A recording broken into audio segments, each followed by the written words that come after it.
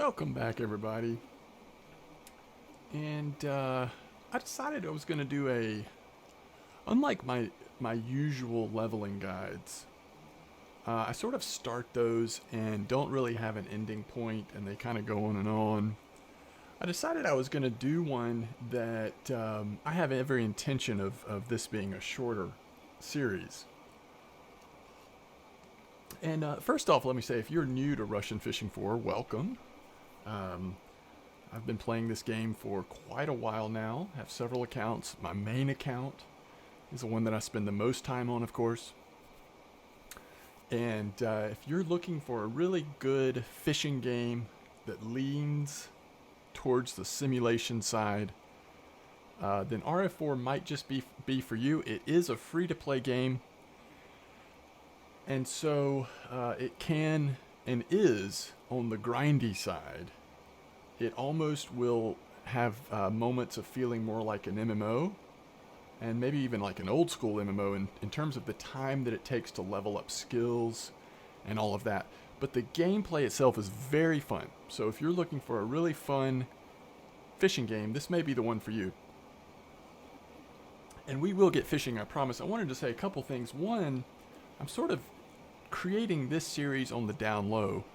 And one of the reasons why I'm doing that, there's really two that come to mind. But one is because I'm going to be out of town. I've actually got 2 weeks coming up in the next month and a half or so where I'll be out of town on family vacation stuff. And the first one's coming up in a couple of weeks or a week and a half. I don't know exactly. And so my plan is to actually kind of make this series on the down low. I don't know how many episodes we'll get in, 3 or 4 at least, I hope. And actually have them release on YouTube while I'm out of town. So until that first one pops, I don't think anyone will know that I'm doing this. I'm gonna stay out of my chat channel so that it's a surprise. And then the second reason I'm doing this is because we're sort of in this waiting period. A new river's about to come out, and I've been grinding for a while now on my main account. I've kind of met some of the goals that I wanted to meet before the new river comes out. And so I'm kind of just, not that you can't ever have enough silver or get your skills higher or whatever, but I'm sort of in this place where it was like, yeah, I kind of want to do something different.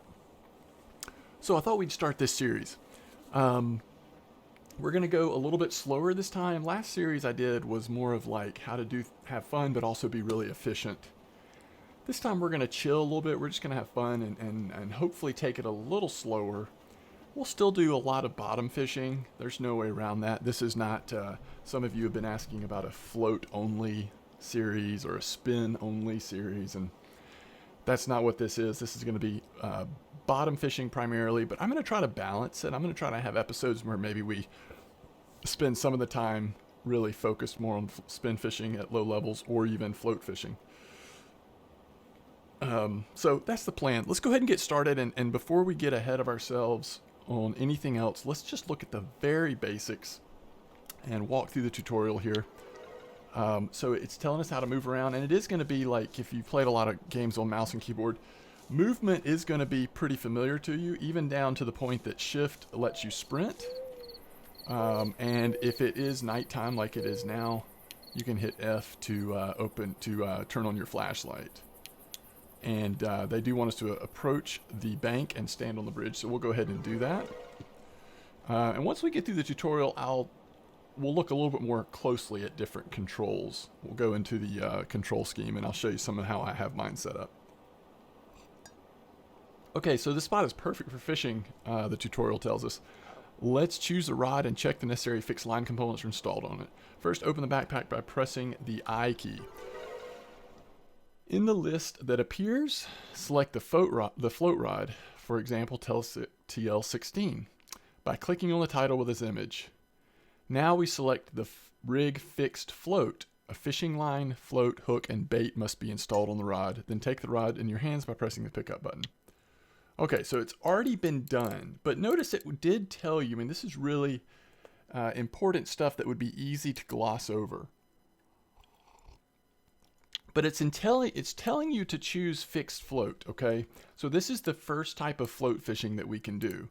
Notice there are lots of other types as well, and I'm going to try to, in this first video, talk a little bit about what the implications are for all three types of fishing: float, spin, and bottom. The fact that you can choose by clicking on this change button right here, you can choose what your rig is. But for now, we're doing fixed float. By the way, it does tell you, this is something that I think we sometimes overlook that can be really helpful when you're trying to figure out later down the line, like, what type of float fishing do I want to do in this spot? Some of it's obvious, because if you're wanting to fish with bait fish, then you're going to choose your bait fish rig. But other stuff is not as obvious, and it does tell you a description. And I think this is probably even more important in bottom fishing and spin fishing, because that decision is a little bit more, there are more options, I think, in different scenarios. Float fish is a little bit more straightforward according to what you're trying to do. But with fixed float, it tells you that a classical rig has a fixed float. The float depth is set manually, and we're going to learn how to do that in a second. The rig's disadvantage is the limited float depth that cannot be set higher than the rod's length. So, and I didn't really even have that in my head. I mean, I've played this game countless hours. I've done a little bit of float fishing, not a ton, but some. I didn't think about how the depth is determined by the rod's length. So when you're purchasing a float rod that you know you're going to be using fixed float fishing on, it's one of the reasons why you want to think about its length, because that's going to determine how deep you can fish with it. That's pretty cool. That's pretty cool to know. Okay, so it's already equipped, so we can just pick it up. But notice it did talk about we're going to have fishing line, which is right here in the top line, a float, because we are float fishing. We're not using a leader. We're going to have a hook and bait. We've got it all, so let's pick it up. So they want us to go to 1 meter depth, and you do this by changing plus and minus, right? So we're at 18 centimeters, as you can see down there in the bottom right-hand part of the screen. Did I do that wrong? Bottom right-hand part of the screen. All right, we're going to do plus sign all the way till we get to 1 meter. Or it might stop us at 99. Nope, there's 1 meter. Okay. So now, 1 meter depth, that means that our worm is going to sit there about a meter below our float. And hopefully that'll be pretty close to the bottom. Tends to be what you want to do in float fishing, is kind of have it sitting there towards the bottom. Depends on what kind of fish you're going for, but. Okay, the tackle is ready for casting. Try to cast again. Consider wind, speed, and direction. Aim at the center of the glowing circle. This is the area where the float must get to. So the longer we hold down the left mouse button, the more power or force is applied, and we're going to control it by using the pop-up indicator in terms of where we stop. And then when we release the left mouse button, the cast will be over and we'll finish the animation and cast it out. All right, so let's just go about 70% here. Get towards the center of that circle. And now we're there. Okay, it's going to teach us how to zoom in. So if you press Z, oh man, did we actually successfully catch the fish already? Wow. All right, so now they want us to keep the fish. Press the backspace button to put the rod into the backpack. What I was trying to say before we got ahead of ourselves there is they were showing us how, let's see if it'll let us just cast it right back out here. They were showing us how if you hold Z, you zoom in. Sort of foreshadowing here, but down the line, when you have enough silver and you've kind of gotten stabilized, you wouldn't want to prioritize binoculars early, but later in the game, if you get binoculars, you can zoom in a second time. So if you're like float fishing really far away, or you're trying to see what a fish is that you're trying to fight against, reel in, you can zoom way in with the Z button. I could be wrong, but it may not let us catch another fish. But obviously, once the fish was on the line, we saw the float get pulled down. It looked like it was pulled down pretty aggressively. And so I hit the right mouse button. Actually, I can do that while we're at least have it in there. No, I'm sorry. I'm talking. See, I knew I needed to do it so I could talk at the same time. I hit the left mouse button to raise it up out of the water. And I did it with an angle. I didn't want to go straight up, because at least theoretically it feels like that has more of a chance of pulling the hook straight up out of the fish's mouth. So I try to go at an angle. I went to the right that time and pulled it up, It hooked the fish stayed on, and then we put the fish in our keep net, a 91 gram Chinese sleeper. Okay, so we'll talk about float fishing more and kind of pulling it up to an angle and all that as we get fishing in different spots. Okay, so actually let's do it in order here. So it's having us press the backspace key to put the rod back into our backpack. And I actually have that a shortcut on my mouse where I can do that on my mouse. But all right, find the house and get spare tackle for float fishing. Spare tackle is useful when something breaks and if there's no money to buy the new gear. You can get spare tackle no more than once per day. That is in-game day, which means in real life 1 hour time. Okay, so it's teaching us how to move again. It wants us to go to this house right over here. So we were down there fishing. It just wants us to come up the hill here to the cottage or the house. And we can go in there and hit E to open. You can store stuff in here, which that's a fairly new, not new thing, but that wasn't always the case. They added that some time back. Or you can press Y to get spare float tackle or G to get spare spinning tackle. We want to get float tackle because that's what the tutorial's telling us to do. But if we do play more than an hour and we come back, we can get more float tackle or get some spin tackle. Now it wants us to go to Mosquito Lake and it's going to teach us how to do that. But first let me show you the important thing about getting early on, once a day or every few days that you think about it, getting your free float tackle is not actually the fishing rod that you get because it's pretty trash. It's certainly not the line that you get or the hooks that you get because they're trash too. But you get free worms. So every time you get that, once a day you get that free float tackle, you get free worms. So if you don't need another trashy spinning tackle, then I would say it's probably better most times to get your free float tackle, even if then you go in here and just like delete stuff. You can right click and hit discard, or you can click this blue button down here, click on what you want to get rid of, and then hit the delete button, the discard button. But it's probably worth going and getting your free float tackle over extra spin tackle unless you need that extra spin tackle when you come back to the cottage pond. So all of this we have done at the cottage pond. We are still in the, and they do give you a free map for the cottage pond, so you can see the depth of the water. You see where you are in relation to the water. But now they want us to go to Mosquito. So we hit escape, and then we go to the control panel here, click on the map that we're on, and then choose the map that we want to go to. Now, a couple things about the maps here, or selecting maps. One thing that is always interesting, especially as you get a little higher up, is you can always select the weather forecast to see what the weather's going to be like. If you're going for a fish that you have learned, man, it just seems like I get the best whatever, bream, when it's overcast or lightly raining at night at Old Berg. I'm not saying that's the case, but let's say that that becomes your experience and you think that that's true. Maybe it is, I don't know. Well, this is, you can see the weather forecast. You can say, oh, 3 days from now, I want to be at Mosquito because it's going to be raining or whatever. The other cool thing about it is Cottage Pond, Mosquito, and Winding Rivulet. So the first 3 places you can go to from level 1. And it's all free travel. So you can go back and forth as much as you want and experiment on these 3 maps. Once you get to Old Berg, you've got to be level 12. Same with Belaya. And those are going to cost you a little bit of silver. It's nothing punitive. It's not, doesn't feel like it's so much that you can't still experiment and jump around. But it does cost a little bit of silver.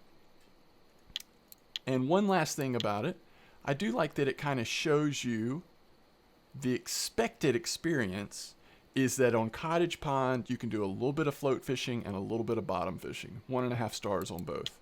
Mosquito, float, and bottom fishing, 5 stars. Awesome. Spinning, 1.5 stars. Not a lot of variety, not a lot of hot spots popping up. Yeah, you can catch some perch. You might occasionally see a pike or a chub or whatever, but mostly this is going to be float and bottom.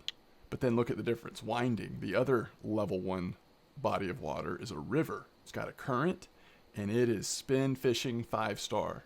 Can you still float there? For sure. In fact, we're about to do it.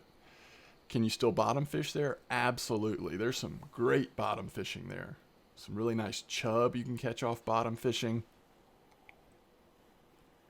There's a pond at Winding that actually is a lot like Mosquito in terms of the fish you can catch there. So just wanted to point that out about the different lakes and rivers and the information you can get before you even go there. You also can read about it. I mean, you know, there's some interesting information in what you read, but the most important stuff is what type of fishing you're going to be doing. All right, so for the tutorial, we're now going to Mosquito. And we're going to just keep plowing through the tutorial.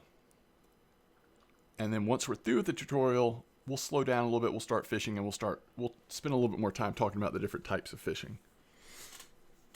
This first episode is a little more focused on the intro to the game. It's not going to be just like constant wall-to-wall fishing. Like in most episodes, we'll probably be fishing pretty much the whole time, even if I'm blabbing my mouth. And by the way, I do have sort of some work responsibilities. It's possible that I'll have to like stop and do a part 1, part 2 of this first episode even, but hopefully not. We'll see.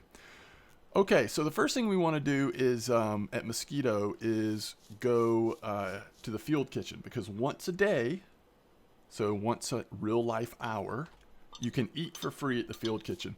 Just hit E when you're close enough to it, and this will save you some early money. The game does start you with some food, some bread, and honestly, most food that you would eat is really cheap. So it's not very punitive, but it does early on. Every bit of silver you can save is really important. Okay, so the first thing they're going to have us do in the tutorial here, now that we're at Mosquito, is sell our fish. Later, as we're catching fish, you'll notice that some of them will have a green marker above the fish here on the card.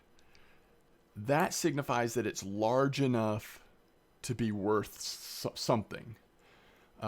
It's large enough to be considered sort of the ideal size range for that fish. And then if you get a really big version of that fish, it might be a trophy. And so instead of a green mark on there, you'll have a yellow. And then in very, very rare cases, you might catch a super trophy, so it'll be a blue flag. I'll show you those again, but that's why we're getting pretty much nothing for this Chinese sleeper, 0.03 silver, because it wasn't a marker. All right, so it wants us to go to the tackle store now and buy maggots. So what we have here is the grocery store. The fish market is there.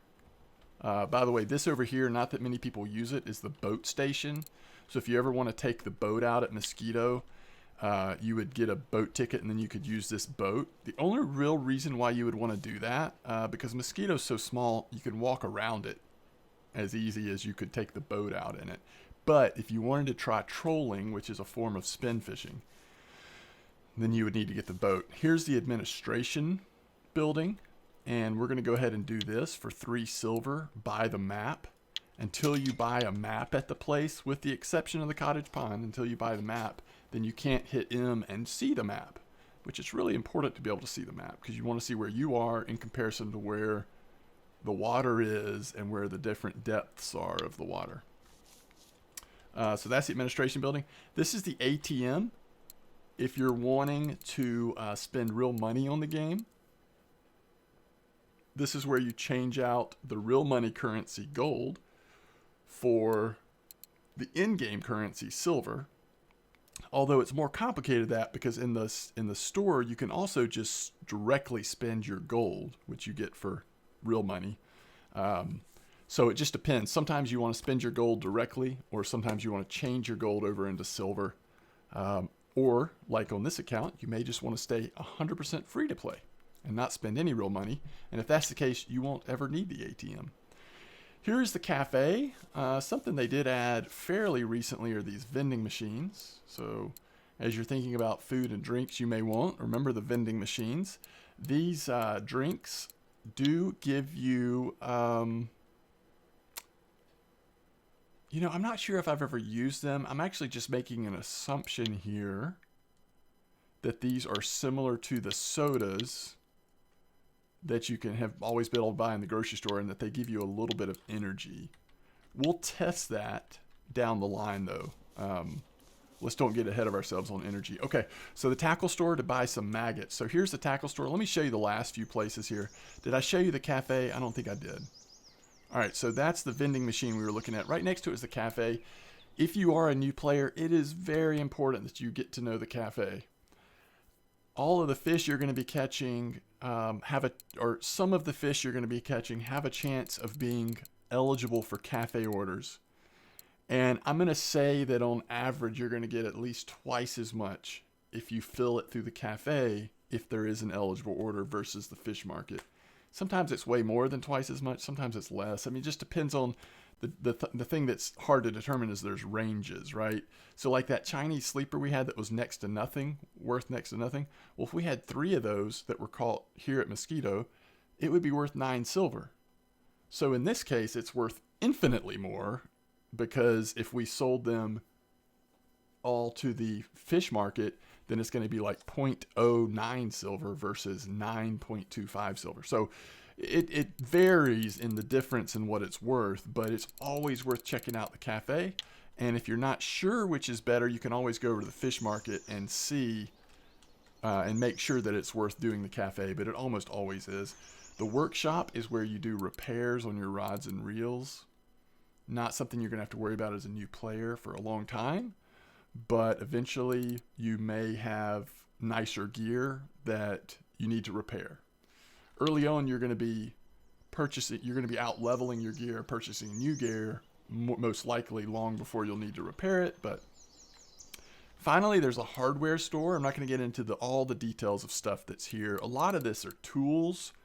Things that you early on do want to notice, though, is you're going to want to get a shovel and the tea kettle pretty early. Not before you have some basic gear, but pretty early you're going to want to do this, and we'll get into why, if not this episode, in probably the next episode. At least we'll talk about it. And finally, here's the tackle store. Now, they want us to buy maggots. So if we go at the...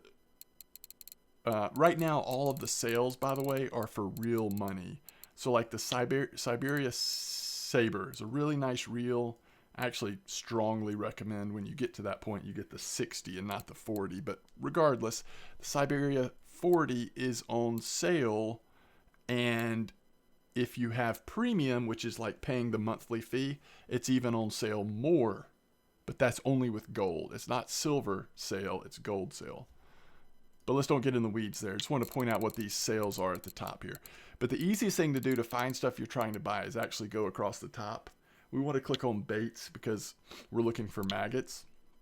And if we just click on baits and don't specify which part of the bait store we want to go to, just click on baits, then we can scroll through all the baits, which there are a ton. Now, a lot of them, the reason why this list is so big is because you're seeing all the carp boilies. So when you get to be higher level, if you're still playing this game and enjoying this game, you might get to the point where you're doing carp fishing. It's not something you're going to worry about for a while, but down the line. And once you do, there's just tons of carp boilies. All they're wanting us to do right now for the tutorial, though, is purchase maggots. I'm not going to get into a lot of the details with baits right now. We're going to kind of take that as we go. So they want us to just purchase 30 maggots, which only cost 2.4 silver. So we'll do that. All right, now they want us to close the store window by hitting escape. Okay, here's the important part of baits. And I'm glad that the game in the tutorial actually points this out immediately after they've had you purchase maggots. They want to let you know, but wait, you can also craft your own bait. So by hitting N, we're going to bring up the crafting menu. If we click on wet bread, we get to the menu where we're actually going to be able to craft bread that we can use for fishing. And so all we have to do that is a loaf of bread. Now notice this is going to be a full loaf of bread because it says there's 4 out of 4 portions.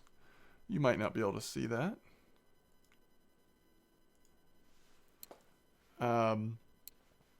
So, but you could also do it if you had already eaten half the loaf. So let's say there's only 2 out of 4 portions left. You could still make bread out of it. It's just going to make less pieces. So regardless, we're going to click on that. Now we've got that filled. And then we want to hit make down here at the bottom. So we've made our first bait. Now notice this. This is the first time we've had skill points go up, at least that I've noticed. I'm not sure that we got skill points for float fishing when we caught that Chinese sleeper. But now we're at 0.2 of harvesting baits because we made that bread. It says we can hit the space key or click on OK here to accept it. Now why that's important is there are a lot of baits you can make. Many of the best baits in the game are made by harvesting your own baits with one way or another. Right now, all we can make is bread and potato cubes. But you want to level this up because as you move forward in the game, these are some of the best baits in the game. A lot of the baits you can just purchase with silver out of the store, but some of these baits are not available in the store. Most of them are not, unless you want to spend real gold, which you don't, especially on baits. And so one of your priorities as a new player is going to be to level up your harvesting bait skill. And we'll talk about more about skills as we go. Okay. Now we've completed all of our assignments. The game now wants to teach us about the basics of spin fishing. And it's also telling us that if you hit F1, you can see all of the different ways you can control stuff. So we've gone through a lot of this. It's interesting to me that this is now in the, when you hit F1, hook set. If you hold control and right mouse button, you can set the hook. It's not, you don't always have to do that, but that is sort of a newer mechanic now that you can use, which is pretty cool. Float depth is plus and minus. Retrieve, obviously just holding the left mouse button. If you want to retrieve faster, you can hold shift. Now when you do faster retrieve, sometimes you increase your chance of the fish popping off, but all of us do it for a lot of the fishing. I mean, it depends on what you've got on. It's usually you're trying to be efficient and get stuff in as quick as possible. So open and close your bail. You can hit the enter key if you're holding the rod. Friction brake is adjusted by mouse wheel. That's going to become really important. And so make sure you know how to adjust your friction and understand what that means. If you want to do your retrieval speed, you hold the R button while you're doing your mouse wheel. And so this doesn't matter if you have a fish on. There's an automatic speed in which you're going to attempt to reel the fish in when you have a fish on. But if you're just bringing your line in without a fish on, then you can change how fast you're bringing it in. Obviously, this is most important if you're spin fishing, because then the retrieval speed is a part of how you're trying to present the lure or artificial bait to the fish. A line clip is something I'll show you when we're doing bottom fishing primarily, but you hold control and do plus or minus, and that will basically set a maximum distance of how far you're going to throw it out. If you ever do get snagged on weeds and such, you can press the right mouse button to try to release your snag. Although I recommend you open the bail by hitting enter and then hit the right mouse button. That way you don't risk snapping your line or your leader while you're trying to get that snag free. If you just can't get it undone, you can press X to cut the line. Your other option is just to relog into the game. That will also free you up. Quick item selection, press U, and I will show you this, but you're basically able to program what's on your 1, 2, and 3. You put the rod into the backpack with backspace, put the rod on a pod rod with 0, and that means, like with float bottom fishing especially, you can fish with up to 3 rods out at the same time. So you're literally going to put that bottom fishing rod on the ground. You can do this with any rod. You can do it with your float rod, your spinning rod. You're going to put it on the ground, and it's just going to be automatically will be placed into a sort of a rod pod holder. To use your landing net, once you've purchased one, you hit the space bar. You don't have to hold it down, just press it once. quick bait selection. So if you're holding your fishing pole and you want to change what bait you're using, just press B and you can select it. Quick food selection. If you want to quickly take a sip of tea or whatever, press T. If you're holding your fishing rod again, you can press V to look at the details of that rig, and I'll show you that in a minute. Inventory, keep nets where you see your fish. Skills, you can look at all the skills you're leveling by pressing O. Crafting, like we did when we made the bread, you press N to go to that menu. Look at your map with M. Go to the chat with Q. If you're in a competition, you can see that competition by pressing Tab. Flashlight on and off is F. Zoom with Z. And quick help is F1, which is what we press to look at this list. Control panel is escape. So that menu where we chose where we wanted to travel, we got that from escape. And then screenshot is F12. So we hit F1 to go back again. So before we go to winding to do the next one, I did want to show you the different things I use. So I've got to put the rod up. I've got that on one of my mouse buttons, and also to put the rod on a rod pod. I've got that on a different mouse button. I don't think there's any other different shortcuts I use. Field of view, I like to have this all the way up, or is it all the way down? I think it's all the way up because it shows more of what you're holding. In other words, you get to see more of your rod and reel, which I think is nice.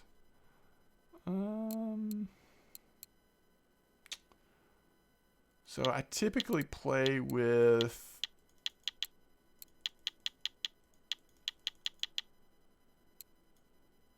superior settings. We've got increased range, but I usually turn fog off. You just can't see anything when the fog rolls in. It's worth experiencing a couple times, but I don't love having that. And then with audio, if you're ever in a boat, you can turn the motor down with effects by turning the effects up and down there. Messages, I definitely like to have that off. You still see when you get a new message, but it doesn't play the sound, which is nice. I think all of these are new. You can change how much shows up in your chat. So in a minute, I'm going to show you the in-game chat that I and the community that I'm a part of uses. And if you're getting too much information, if you want to slow the chat down, you can change some of these. And then general, I don't think I really change anything on this. I think we're good on that.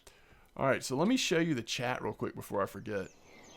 And again, I'm not going to join the chat on this player only because I want it to be a surprise to people that I'm making this series.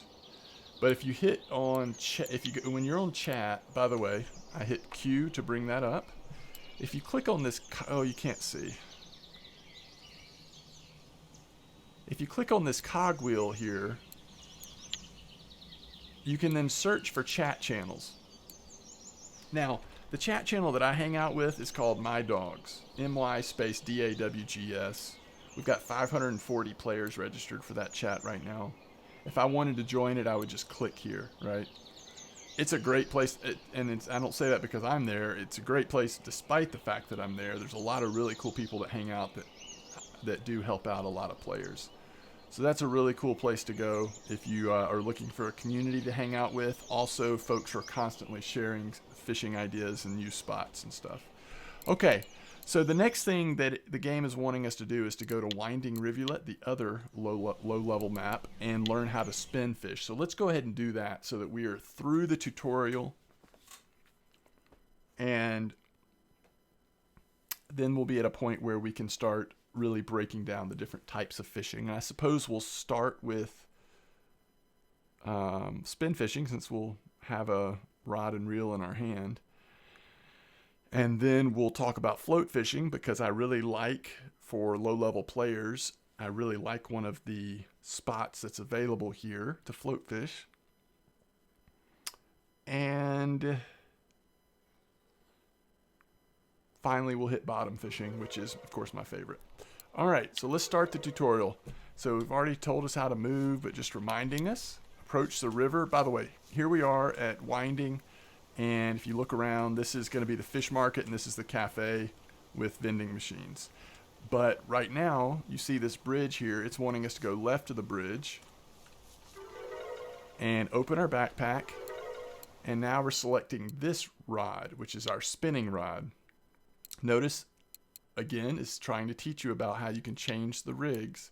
With spin fishing, the only rig that we can use right now is a basic lure rig. Okay? Nothing else we need to change. So just pick it up. Now it wants us to set our friction brake to 25, which is a little scary, but we'll do that. And select the rotational speed of the reel handle, and it wants us to do it at 10, which is a little slower than I would normally do this, but we'll do that. All right, so now it wants us to cast us into that green circle. So I'm going to approach the bank so that I'm as close as possible without being in the water. And one quick note, if you hit V, of course you bring up the details of the rod you're using. Notice that we're using this Express Fishing Furry T01. This is a spinnerbait. And if you click there, it'll tell you the type. The spinnerbait's all we can use for now. Now, if you do a lot of spin fishing, you'll unlock spoons pretty soon. And spoons are really good, especially at some bodies of water. But for now, we'll be using spinnerbaits, which means we'll be doing constant retrieval. And we'll be running them across the top of the water and trying to get to fish to bite into them. So we're going to do I'm going to show you how to do a full cast here. Like I told you before, if you hold the left mouse button down, the power wheel will build up, and then you release it on how much strength or power or force you want to use to cast. But if you hold shift and click the left mouse button, it goes automatically to maximum cast. And now we can start retrieving.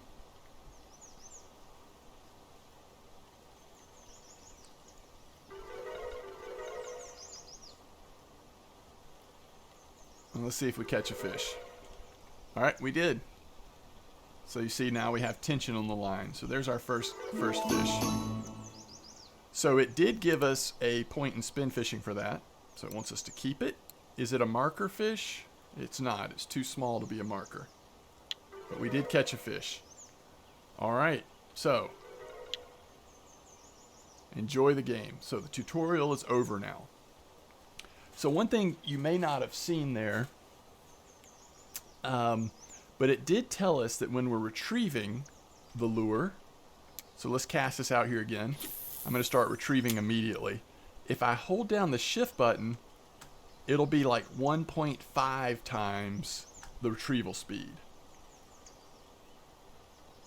So although I do want to do constant retrieval, I can sort of automatically change the how fast it's retrieving by holding that shift down. All right, we're going to be setting all kinds of records here because we're catching the largest fish we've ever caught there. So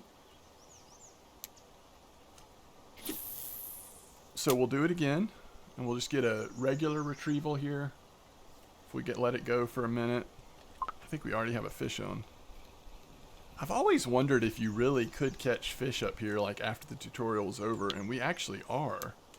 Now none of them have been any big. So we're retrieving, and then if I hold shift down, it goes a little faster, and then I let go of shift, it goes back to normal speed. Same thing, shift down, a little faster. Because we're on a current, I think that's the reason why, ooh, there we go.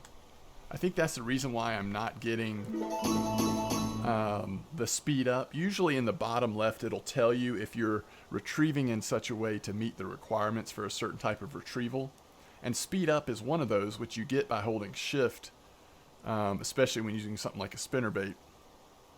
But we're not getting it, and I think that's because we are at winding with that little bit of current. But I'll show you a way we might be able to fix that. Okay, I wanted to show you one thing though here. See this little green check mark? This is what I was talking about. So this is a marker fish.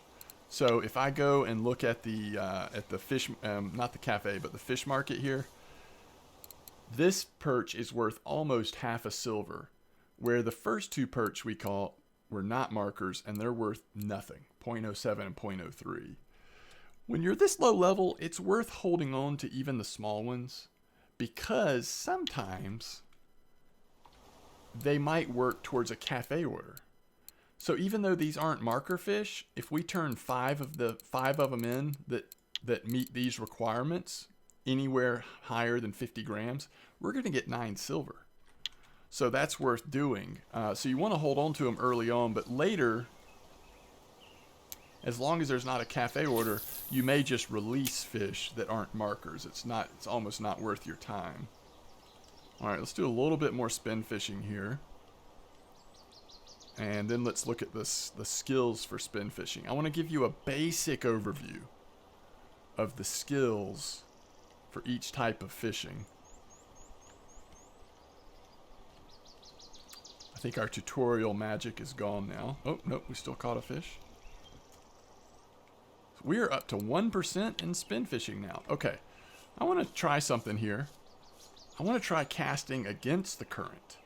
So now the current is going to go that way. You see it's drifting? So now I want to bring it back towards me, or basically upstream. And I want to see if we can get that speed up thing. Okay, so now we're retrieving at 10 speed, straight back towards me. We've been doing it for long enough now. If I hold down shift, you see speed up in the bottom left hand above our bar. Here, I'll show you one more time. It should pop up. There it is, speed up. So we're getting that speed up notification. That fish just popped off. We're getting that speed up notification because we're going more constant against the current, where when we were going with the current speed was messing with my ability to get that speed up notification. So here, we'll get it again here. No, I didn't. I'm awfully close to the bank over there. Let's see if we can get it. There it is. Oh, you know what? We got snagged. Okay, see how red it is? If it fills up the red, it'll snap the line. So one thing I'm going to go ahead and do is decrease my friction brake with the with my mouse wheel, and then I'm going to hit enter and open my bail. Now I'm in no chance of snapping the line. And if I right click, my fisherman will attempt to get the snag free. Typically, you will be able to do it.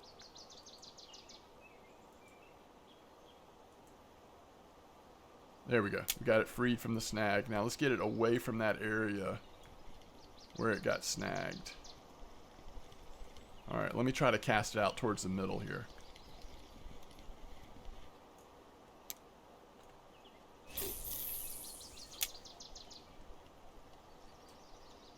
Alright, now we'll do speed up. No, we won't because the fish just jumped on. Speed up. See the speed up notification? And then we'll slow it back down. And a lot of times when you're fishing with spinnerbait, it's good to get that speed up notification every once in a while because it just is a type of reeling in that tends to attract the fish. You'll still catch plenty of fish if you don't use that and you just reel normally. But I feel like if you're having a hard time catching fish, sometimes that will help. Alright, so let's go back in this direction. I'm not going to even try to speed up because it's not working anyway going with the current.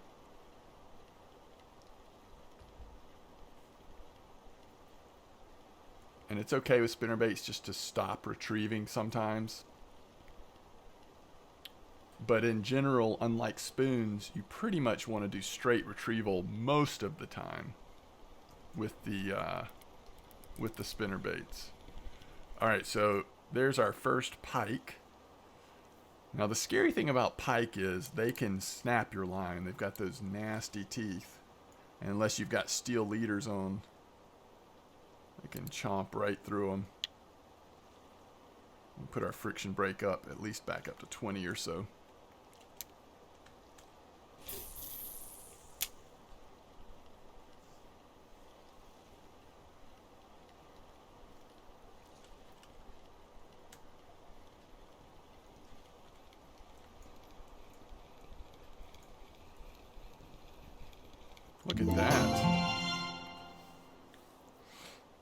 already leveled up, and it's kind of weird because it was off a river mussel. Now at low level, you catch these. They're not worth that much silver, but you sometimes will have cafe orders. However, when you get higher level and you've got your bait harvesting leveled up, you can turn this into a bait to use to catch really nice fish with. So keep that in mind.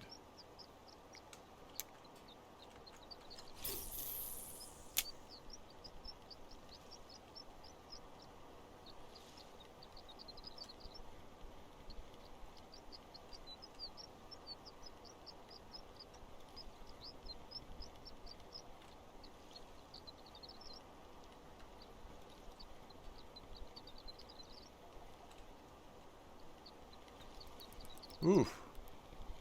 That's a nice perch. Alright, we leveled up again. So 650 gram perch. Obviously that's going to be the largest fish we've caught. I was wanting to see what that's worth. Yeah, it's worth 2 silver versus our 289 gram perch was only worth 0.4 silver. But our river mussel's worth 2.6 silver, so that's a pretty nice river mussel. How many perch do we have now? Yeah, that's pretty good. Although, if we can get one more small perch, that'll help us in the way that we fill that cafe order. And I'll show you what I mean in a second here.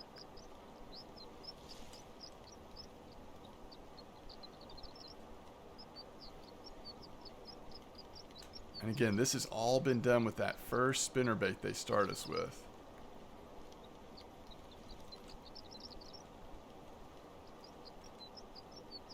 And in my experience, although you can do spin fishing at Mosquito, it's a little more active and probably a little more fun here at Winding.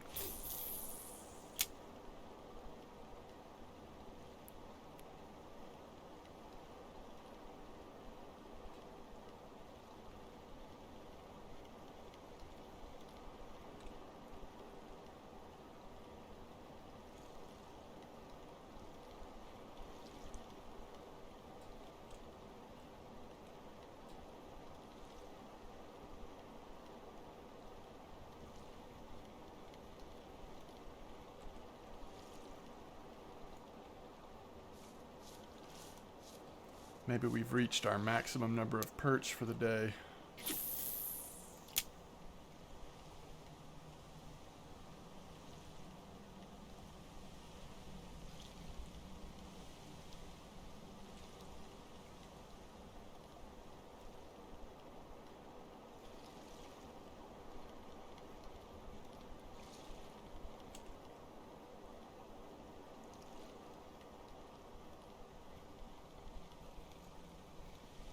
There we go.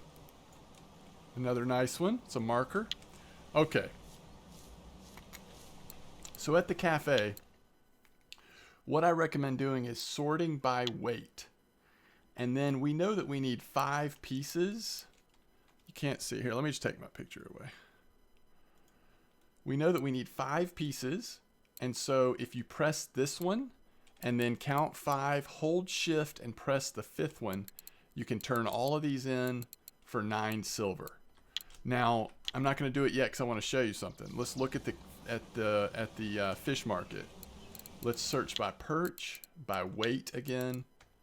These 5 fish that we're about to get 9 silver for, they're only worth 1.09 silver at the fish market. So we're going to get 9 times that much by selling them here for that cafe order. Okay? Now, we have a river mussel order that ours isn't big enough for. I don't think we've got anything else that we've caught so far that's going to count towards anything here.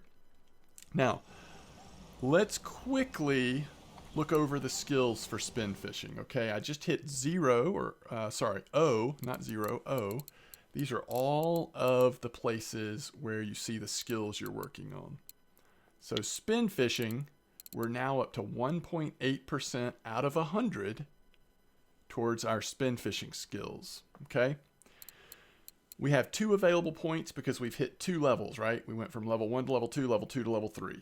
Now, I'm not going to spend those points on spin fishing, but if you're wanting to primarily do spin fishing, you may want to. So let's just talk about some of these early places that you can put points. I'm not going to talk about everything because those things you'll have figured a lot out by the time you get to any of this stuff, and that's for a different video. But early on, first let's talk about using a spinning reel.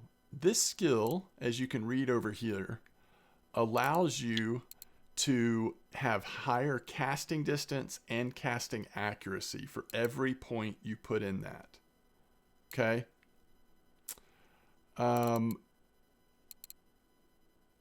Anything that is a spinning reel falls into this category. So that means when we start bottom fishing, we'll be using spinning reels.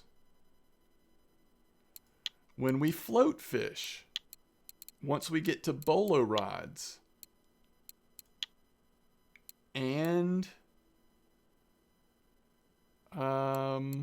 match rods, we'll be using spinning reels. That's why this same skill is on all three.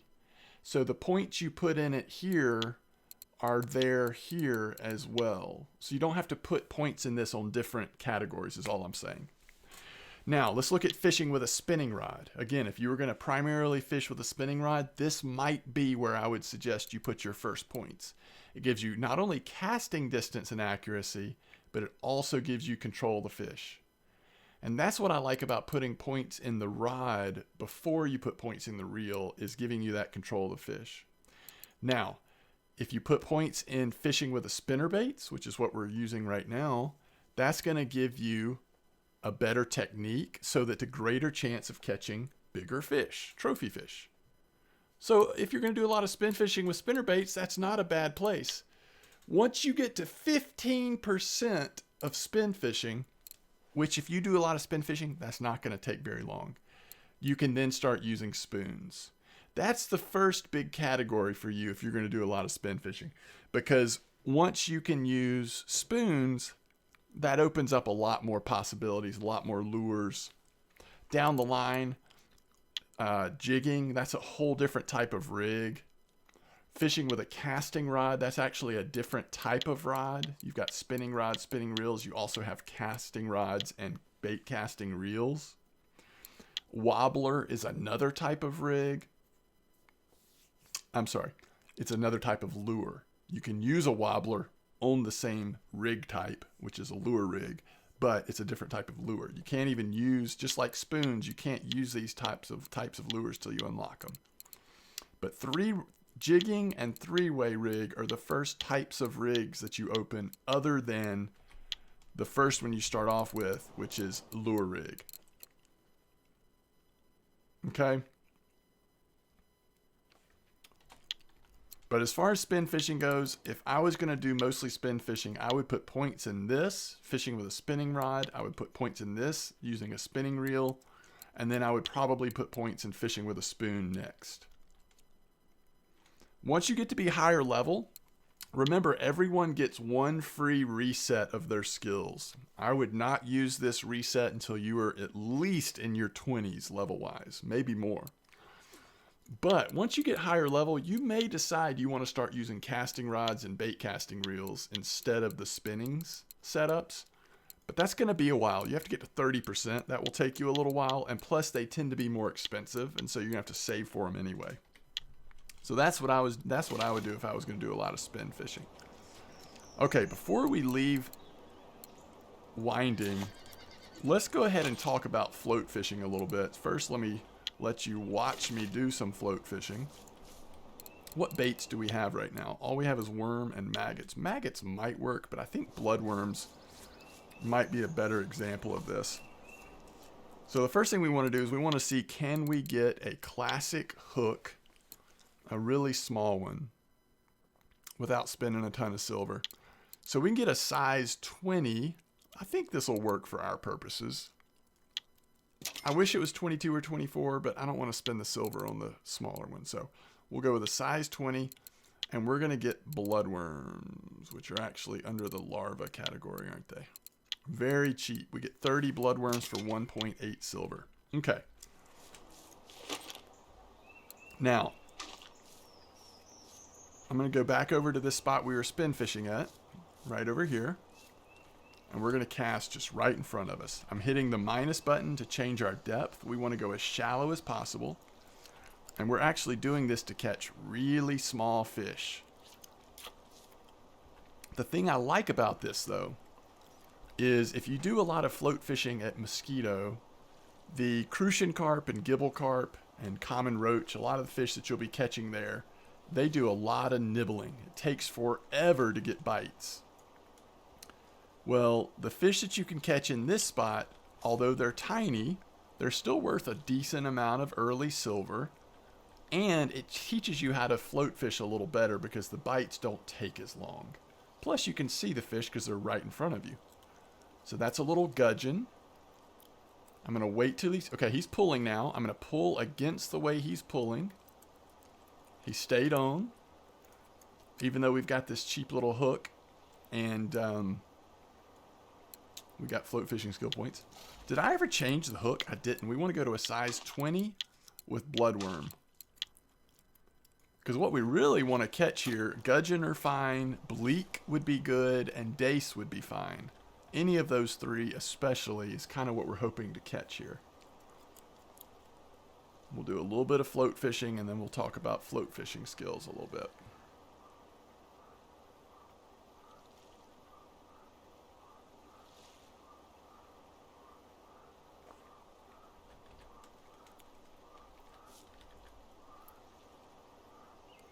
It shouldn't be too late in the afternoon for us to still catch a few more here. Oh, there's a bleak. Did it pop off? It did. I might have pulled it a little too soon. I'll try not zooming in this time so we can just kind of see where it goes. What we're wanting to do, or what I like to do, and of course we have no skill points and these are cheap hooks, so we are going to miss some. But I like to just give it a little jerk, not too hard, but just a little jerk in the opposite direction of where the fish is actually pulling the float.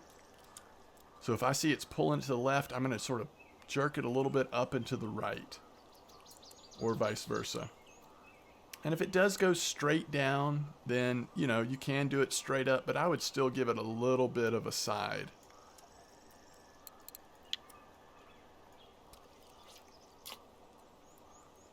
Now, the nice thing about these bleak, if you're a little higher level, is you can turn them into bait fish, so you can then fish with them for bigger fish. At low levels, we're not going to be able to do that. And right now, we're getting really small bleak. We're not catching markers, which is unfortunate. But we're still leveling up our float fishing. Now, that looked like a dace or something. It swam away, though. It's not going to take it.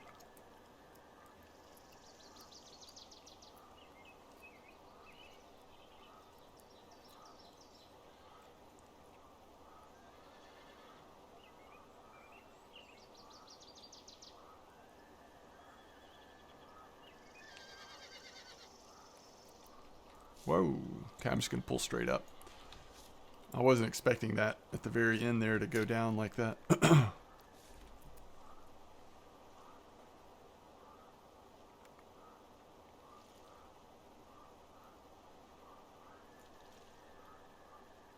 we go. That's a much better bleak. So you see, they give some decent experience for how small they are. We've already hit level 4.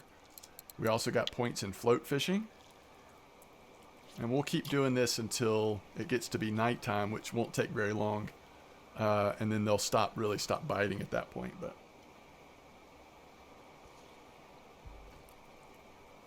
so I'm using bloodworms. Obviously, other things you could use would be maggots may work. Sometimes they do. Pearl barley, once you can make pearl barley, that's one of the early baits you can craft once you've leveled up your bait crafting. Tends to work pretty good. Flies tend to work pretty good. You can purchase flies out of the bait store. That looks like a perch, maybe? Or was that a dace? I think that was a perch. Yeah. Little perch.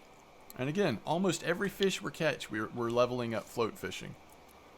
The higher level you get, the longer it'll take to get those levels to get points. But when you're first starting out, you'll pretty much get a point at every fish almost. Is that a marker? Yep. As long as it's over 40 grams, it seems to be a marker.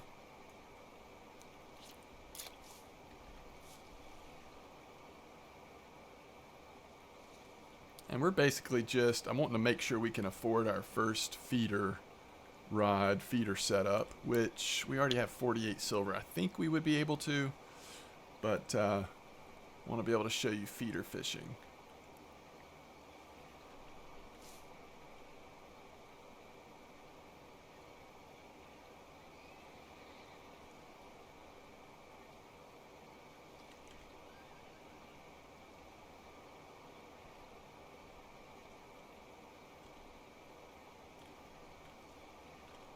That nighttime is getting here. We should still be able to get a couple more fish though.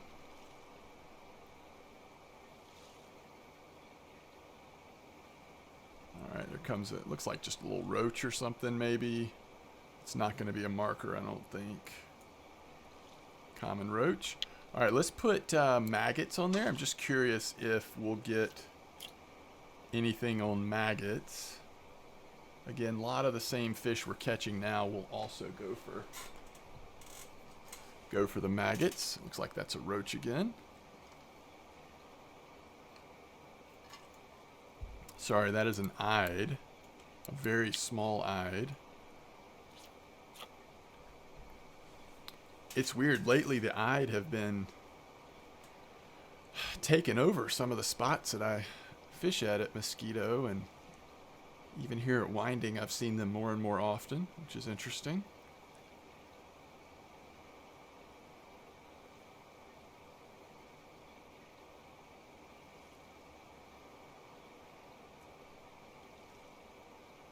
There's a bleak. So we did catch a bleak on the maggots. I don't know if it's because it's getting later or because we switched off of bloodworms, but I felt like the maggots were a little slower. But it is getting late. It's getting towards the time that, at least for these species of fish, it's, oh shoot. Yep, see how that fish kind of, it was like a fake bite? He sort of took it down, but then he released it. And you run into a lot of that if you're float fishing for crucian and gibbles at Mosquito, or here for that matter. They will nibble and nibble forever. They drive me crazy. I just can't stand float fishing when it's like that. But if I'm gonna float fish early on, I would much rather do it here and just kind of have to deal with the current. But these bleak and gudgeon and dace, occasionally you'll catch nace over here. They just don't. They usually just come and take the bait. If they're gonna take it, they usually take it. You don't have to wait forever watching the bobber pop up and down forever trying to figure out if it's really on or not. I think we're pretty much to the point now where it's the bite rate's going to die based on the time. There's certain fish, certain types of fishing, and certain fish you can go after at night. In fact, night's some of the best fishing in general. But float fishing for these little guys, that is not one of the things that will work super well as it gets to be late at night. That's a nice one. I think that'll be a marker. Yeah. Maximum experience points received for one fish on that little bleak there.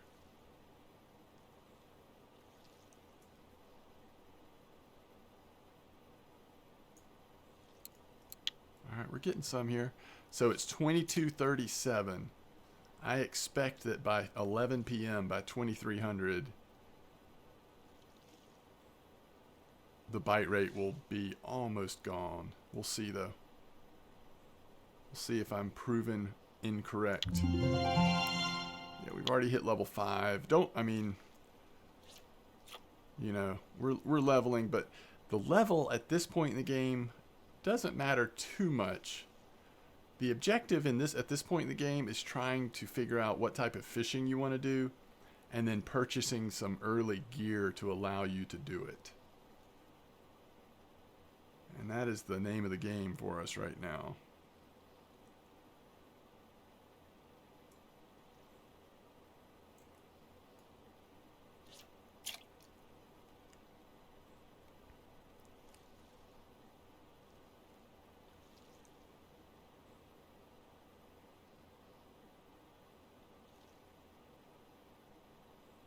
Alright, it's past 2300. Can we still get any kind of interest from anything?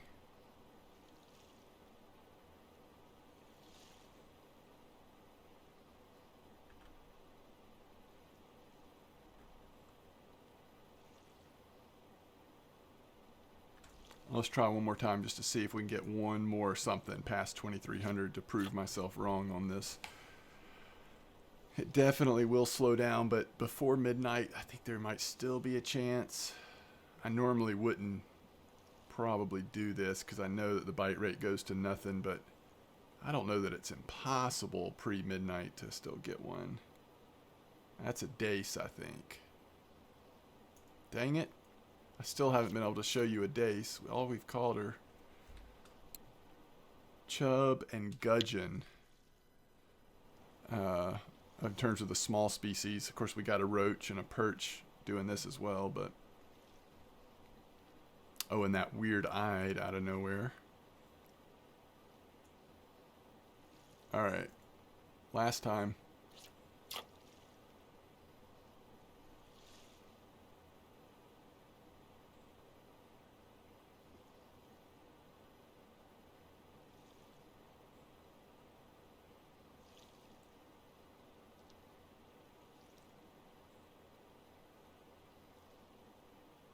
Oh, there it is.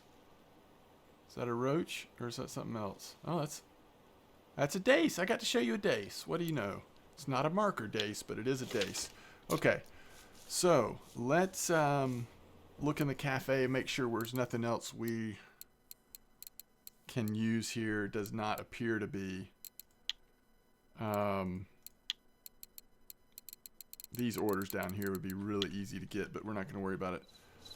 All right, so let's see how much silver we've made here. 14 silver. Yep, that bleak was worth 3.5 silver, the river mussel. But it all adds up. Most expensive fish. I like it. All right, so now we have 63 silver. So before I forget, let's look at the skills for float fishing just like we did with spin fishing. So same thing, I guess, applies here. You know, I do so little float fishing. Like, I don't spend a lot of time thinking about where I would put my points if I was going to float fish a lot. Fishing with telescopic rod, I mean, I guess that would be okay to do. I don't know that you need it. I mean, you're going to be moving to bolo rods fairly soon, and then eventually you're going to end up at match rods once you get to 60%. But if you're just going to float fish, then I guess you do put the points in rods. You're going to do a lot of float fishing with a fixed line, so it wouldn't be a bad thing to put points here. Luminous float is something you just unlock at 25%. It's basically a float you can see better at night. Using a spinning reel, I already told you about that. So fishing with a bolo rod and rig, bolo rods are basically made for fishing on the current. So as you could see there, as I was fishing on the current, I had to sort of pull it back because there was only so long, you know, before the line drifted away from me too far where it wouldn't still be drifting with the current. Well, the bolo rod basically allows it to drift a lot farther. I mean, you can kind of walk by it or watch it as it drifts down the river. And once you get to 35%, you can use the bolo rods. The other good thing about this is that the bolo rod actually uses a spinning reel. So instead of being a fixed line, it actually has the spinning reel attached. So you can start catching a little bit larger fish because you have a way to fight them instead of just hoping that your telescopic rod can just pick them straight up. So that's pretty cool. And then when you get to 40% float fishing, you can start using a leader, which that does matter in some cases because you can put what's called fluorocarbon leaders on there. And that'll help you be able to catch more cautious fish. It's the fluorocarbon leader is a much thinner, harder to see line that keeps the fish from being able to getting us scared from seeing your line in the water. Okay, so there is spin fishing and float fishing. We've done at least an intro to both of those here. Now, I haven't purchased a map yet for winding. I'm actually going to wait on that until next time we come back, just because it does cost 5 silver. But what we want to do now is try to start putting our first bottom fishing rod together. Now, one thing that's worth looking at are these combo kits. And they're not necessarily like complete starter kits, but they are, after you have your starter stuff, they're kind of the first step up. They actually come with pretty decent stuff to get going. You can do a lot of float fishing with these float fishing feeder fishing start combos. I'm not as familiar with the other ones, like this float fishing start. It probably is okay. What is float fishing start plus? That's interesting. It's a little bit stronger. But you do get a little bit of value out of these. In other words, if you buy a combo kit, you save a little money. If you broke down the price of everything that's included in this kit, it would be almost 200 silver, and you're getting it for 149. So let's go to feeder rods. The cheapest thing we can get is the Sorrento feeder, and we're going to get the 100. It is the shortest of the bunch, but they're all the same strength. The load capacity is 4.6 on all of them. So for 37 silver, we can get one. Now let's go to our inventory. And what I'm going to do is I'm going to put the spinning reel that's on this. So we're going to disassemble this. And I'm going to put that on my beginning feeder rod. It'll save us a little bit of money. So this has max drag of 3 kilo. This has load capacity of 4.6 kilo. Which I will repeat myself on this probably again in the next episode, but when you're putting your rig together, remember your rod is the strongest. And on this, in terms of being safe, the next strongest would be your reel, followed by your line, and then your weakest thing should be your feeder leader, the leader. And the reason why you do that, if a fish pops on, bites your bait, gets on your line, that is too strong of a fish for you to be able to catch, you want it to break your leader, and that way the only thing you're losing is the hook and the bait, instead of breaking your line, because if it breaks your line, then you lose all of this below your line, including some of your line, and you certainly don't want it breaking your reel or your rod. So like a really big carp would put so much pressure, if I didn't have my rig set up correctly, it would just snap this rod. Or it would break the reel. So you want to try to set stuff up correctly.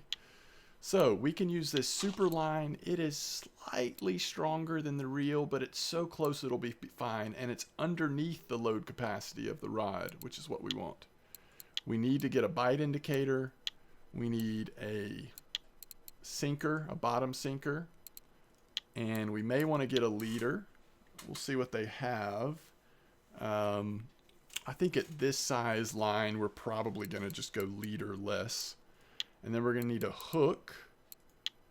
And in fact, let's go ahead and take this hook off. We'll probably end up using that size 20 hook. And then we'll need some bait, which for the first bait might just be a worm.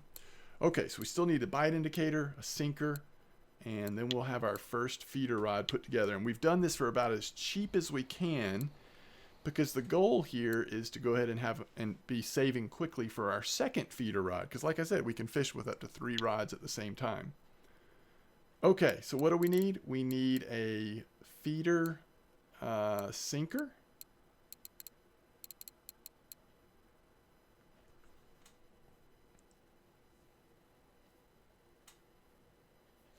I actually think instead of getting a feeder sinker, I'm going to get a feeder cage, because we're going to be using ground bait right from the start. So we'll get a 30 gram, it only costs 2.9 silver, feeder cage. Okay, so let's go back to our feeder rod.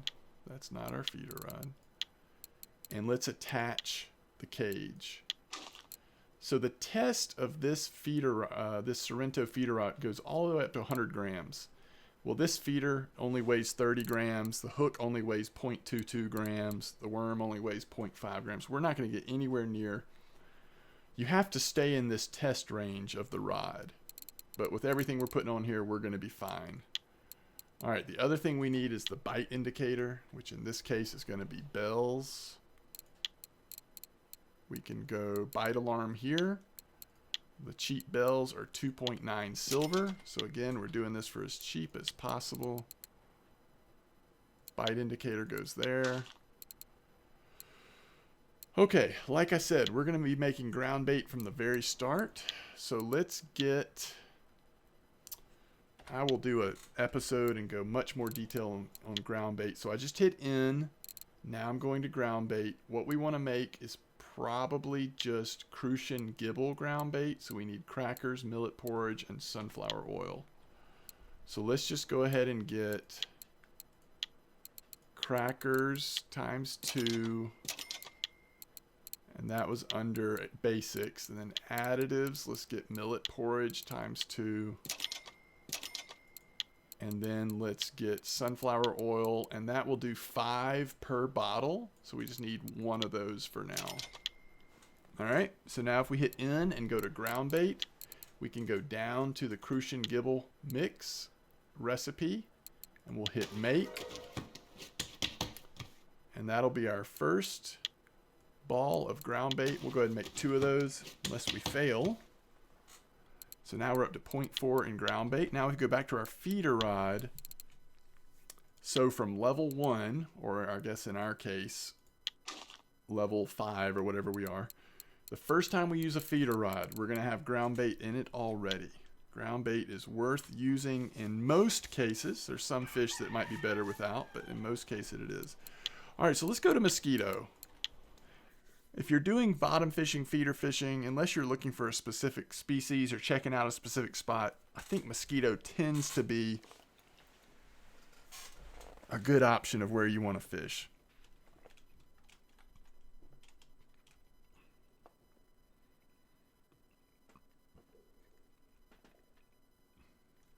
We are already an hour 17, so let me show you feeder fishing, and then we are going to have to wrap this first episode up. We are going long, but I feel like I've been able to at least introduce you to a lot of things. And I think in the next episode, what we'll do is we're going to go over some frequently asked questions from new players. At least as best as I can think of some frequently asked questions from new players. All right, so if you hold down U, you can drag different rods to your 1 through 3 numbers. And then you can also drag other tools and accessories to 4 and 5. But for now, let's just look at number 1 here. Let me show you how to use a clip. Here we are at Mosquito. We're about to cast our feeder line into the water for the first time. If you hold down Control and do plus or minus, you will change how far your line is going to go, the maximum amount. So I'm going to put the clip on 17. We're casting towards that 5 meter hole. I'm going to do max cast. See how it stopped there? The clip stopped it from going any farther. And then I press 0 and just set the rod down. Now, when we have a fish, we should know it because we'll hear the bells go off. I need to change that tip to the lightest setting. Wait, can you change? You can't change the tip on these. Never mind. We'll talk about that later. All right, let's go ahead and get our free food again. I think we probably can by now, but we'll see. Yep. Which means we could go back to Cottage Pond and get another free setup or free worms or whatever. All right, so let's get another hook on. We'll do size 16 and let's use bread. Because while we're waiting on that feeder, while we're waiting on the, let's try 60 meters here. While we're waiting on our feeder to catch our first fish, we're going to just cast our little float out here. See if we can't also catch fish on the float rod. And I'm fishing off the dock here because I have to wrap it up soon, and I don't want to get into like trying to find different spots and stuff on this episode. We'll wait till next time. So let's see if we can get any kind of action here off of either our float rod or our feeder.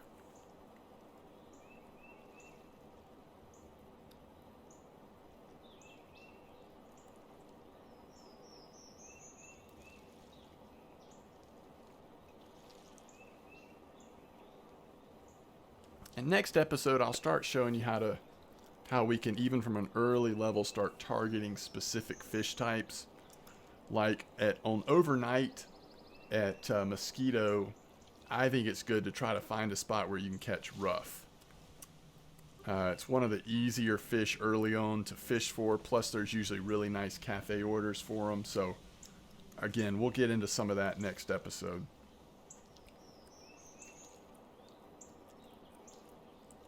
Alright, so the float finally went down. Caught our first fish off bread. And it was a common roach.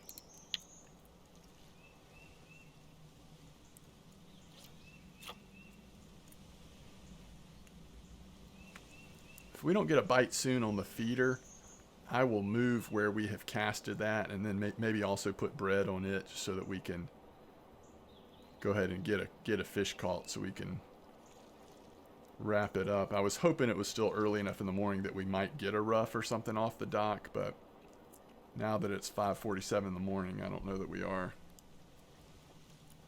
And I guess the other thing we could do, we can go ahead and set this rod down as well. Can I do that? There we go. Let me just make sure there's not a fish on there. Okay, there is. So if you pick it up and hit R, and it beeps at you and it does that symbol, now the reel handle rotation is selected automatically. That means you do have a fish on. So these aren't very sensitive feeder tips, so we did catch a rough. And that's what I was hoping we'd be able to catch here. Alright, so we caught our first fish on a feeder. And we will do a lot more of that soon, I promise.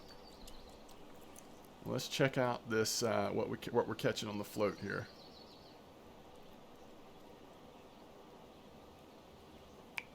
This is what I was talking about with crucian and gibbles. You have to have a lot of patience because they do nibble for a while sometimes. There's a crucian, our first crucian.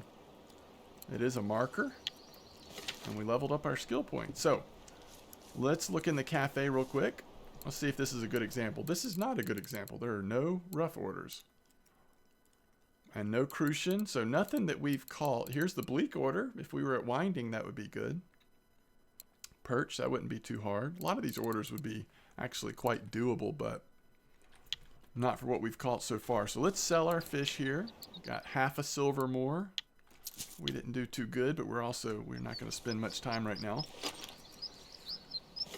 Okay, so one final thing. Let me just briefly talk about bottom fishing skills so that we can say we did, since we did it with the other ones. This is something I'm much more familiar with. So what I do on when I'm leveling, and what I would do on my main account if I was starting over or playing this game for the first time but knew what I know now, is I would put a lot of my early points into bottom fishing because that's primarily what I enjoy doing. And the first thing I would do is fishing with a feeder rod, because like I showed you on the other skill point thing, this is going to give us casting distance and accuracy as well as control of fish. And I would look to max this out. Maybe not, by level 7 or 8 or whatever, but probably by level 15, I would have that maxed out.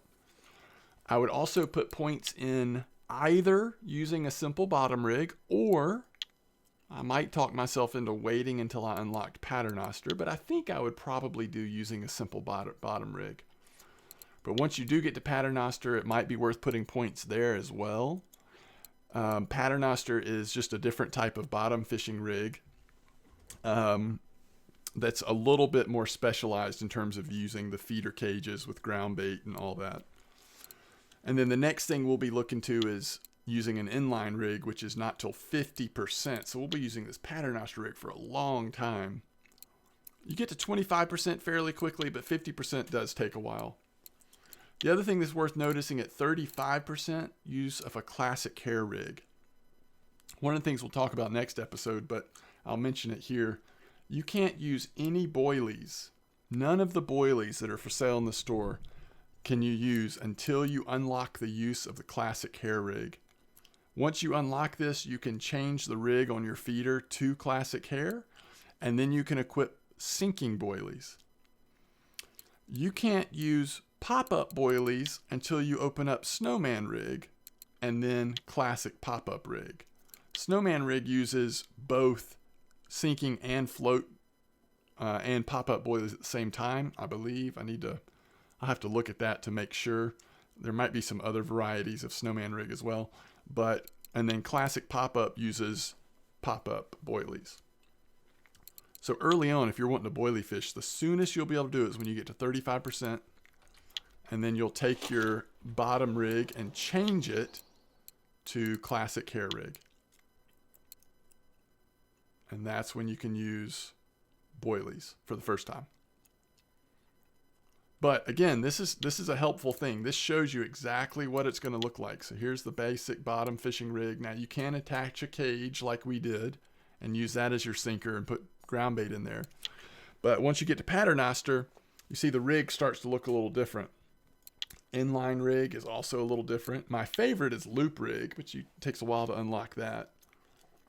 But that looks a little different and each of them sort of describe. Bait fish is when you're fishing for things like pike and other predators with an actual fish on your line. Classic hair rig, you're starting to get into carp fishing. Not that you can't catch other fish on boilies, sometimes you can, but primarily you're talking about carp fishing. Snowman rig, once again, carp fishing. Classic pop-up carp fishing, except the boilie is a boilie that has buoyancy and it sort of pops up. Method feeder is cool.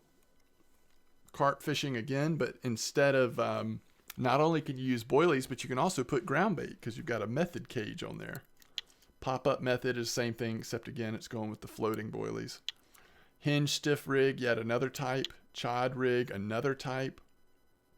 Maggot rig is using boilies, but you can also put these different types of maggots on there with it as well. Rocket feeder is an accessory that allows you to basically throw ground bait out long distances.